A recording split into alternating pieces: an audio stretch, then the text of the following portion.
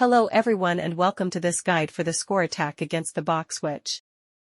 This boss can be pretty simple as long as she is afflicted by an ailment the whole fight. If you don't do this, not only will she attack 3 times per turn, allowing her to kill you easily, some of her skills will also gain additional effects making her even more dangerous. But thankfully she only resists 3 ailments: wound, burn and stun. All other ailments are guaranteed to land. Not only that, when she is broken, she will take more damage based on the number of ailments she is afflicted with, up to 3. So for example, even if a character like Ren has a low chance to inflict an ailment because the boss resist wound, you can also bring a character whose ailment can't miss like Hannah. That way Hannah can keep the boss under control while you try to inflict wound with Ren, so you have multiple ailments inflicted while the boss is broken to inflict a lot of damage. Other than that, your barrier are also rendered near useless in this fight, and the boss can get a massive speed buff if your characters have a barrier. As you can see, none of her skills have any additional effects as long as you don't have a barrier, and she is always afflicted with an ailment. So you just have to deal with her pretty high damage output. You can try to squeeze in a barrier whenever she isn't using her speed buff, but it's not really worth it. Her basic single target and AoE skill deal a lot of damage, so be careful if you bring characters without an elemental advantage because they can be killed pretty easily if you don't fully heal them every turn. And if she doesn't have any ailment on the turn where she can use her AoE twice, you're as good as dead, even with a defender on your team. As usual for damage dealers, you want to go for an elemental advantage, so Swimsuit Mommy and Yochiyo are the best ones. Hamura can do the job fine, but she's held back due to the fact that her special attack has a lower multiplier because it hits 3 targets, and she doesn't have a lot of self-buffs. Swimsuit Sayaka can be a decent damage dealer if you don't have the other options, but her kit is AoE focused and she can't deal a single huge instance of damage. Her damage mostly come from triggering as many vortex as possible, but if you have her you will probably use her anyway, since as we'll see she's a really good support for this fight. Breakers aren't a necessity for this fight since the boss is pretty easy to break. Pluvia Madoka is really good as always, but she can be pretty fragile since she doesn't have an elemental advantage, so Rina is the safest choice. But a really good one here is Alina. She doesn't have the right element and she's an AoE breaker, but her skill inflict weaken, which is one of the ailment the boss doesn't have any resistance to.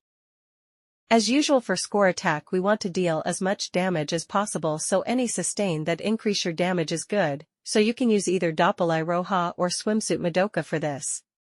Madoka's shields are also really good to be able to tank the high damage attacks of the boss.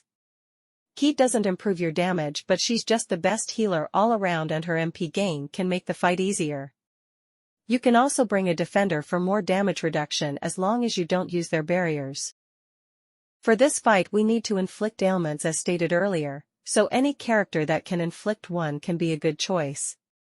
But the resistances of the boss can make some of them infuriating to use if you don't bring someone with an ailment that isn't resisted along. Swimsuit Sayaka is probably the best choice here. Not only does the boss not resist vortex, it is also the only ailment that can be applied multiple times, making it possible to max out the damage increase without the need to bring 3 different ailments. By herself Sayaka can easily inflict 2 ailments, you just need to time your special attack when she has applied 2 vortex because you might trigger them accidentally if you're not careful.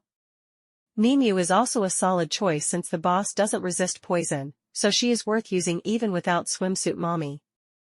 And finally, for the last ailment that isn't resisted, we have Curse. The problem is that Hannah doesn't do anything for your team outside of inflicting Curse, and you can't even use her special attack during 99% of the fight because she would remove all ailments. At least with Nimue, whenever she removes them she instantly reapply her poison with her follow-up attack, making this less of an issue.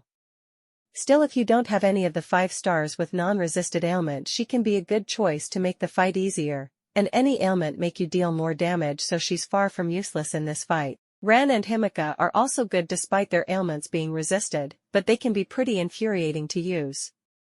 To give you an idea, even with her Ascension 2, and the ailment Crystallis, which improve her ailment hit rate by 110%, my Ren still can't hit her wound reliably.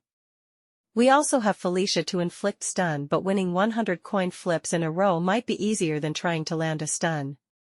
It is also the only ailment that lasts just one turn, so you would need to hit it reliably, which is just impossible. For team building, although you can just use a regular double support team, since this boss has a pretty fragile break gauge, it is probably one of the easiest score attack to use a no-breaker team. It was always the best strategy to use in order to get high scores. In most other fights it can take a long time, but in this one it is relatively quick. That's it for this video. As always, my attempt of the score attack is available in the description, and don't hesitate to leave a comment if you have any questions. Goodbye and see you soon.